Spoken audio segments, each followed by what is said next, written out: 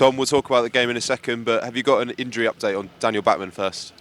Yeah, I'm always reluctant to speak too soon about these type of things, but the early indications are positive. We've managed to rule out a couple of the more serious ones, the dislocation of the ankle and the Achilles tendon rupture. So yeah, early indications are a lot more positive than it looked during the incident. So we'll continue to assess and give you more news when we know.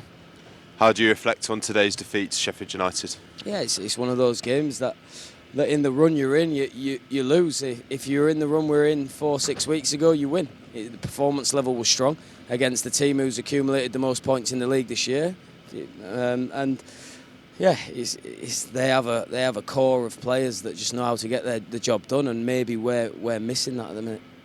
Jeremy Ngakia said after the game he was angry not to get a result.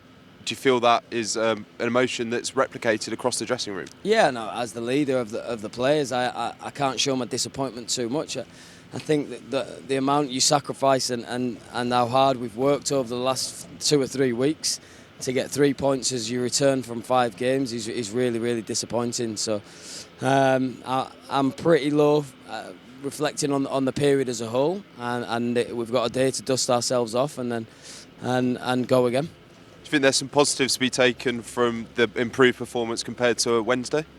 Yeah, absolutely. And this performance is sustainable, but today, give me points over performance any day of the week. Jeremy Ngakia got the Watford's only goal of the game. He's come back from injury and has been a key player for your team. How pleased have you been with him over the last few weeks? Yeah, and it's sometimes something that goes under the radar, the individual performances when you're in a poor run. But Jeremy's one that can really have his head held high. You know, he's been really consistent. His performances have been very pleasing, and he's someone I'm really happy that's back to playing to his best. You've got a lot of experience in football as a whole, but maybe as a manager, you know, this is your first professional role. How do you look to get over that poor run that we're in at the moment? Yeah, well, first of all, it's the environment. It's nothing technical crosses my mind right now. It's keeping everyone together, staff, players, supporters. That's trying to really knit it together, because it's in these periods in the past we've gone very individual. So yeah, we have to try and keep everyone together first, and then we'll look technically how we improve. It's been a tough run of games, a game pretty much every 3 days for the last 2 weeks. How do you reflect on that run as a whole, and do you feel this break is coming at almost a good time?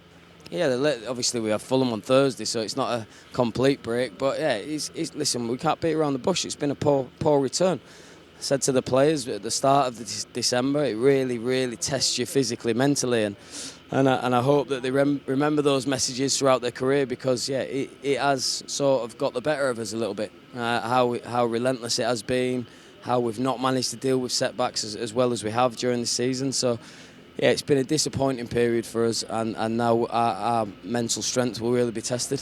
Brilliant. Cheers, Tom. Cheers.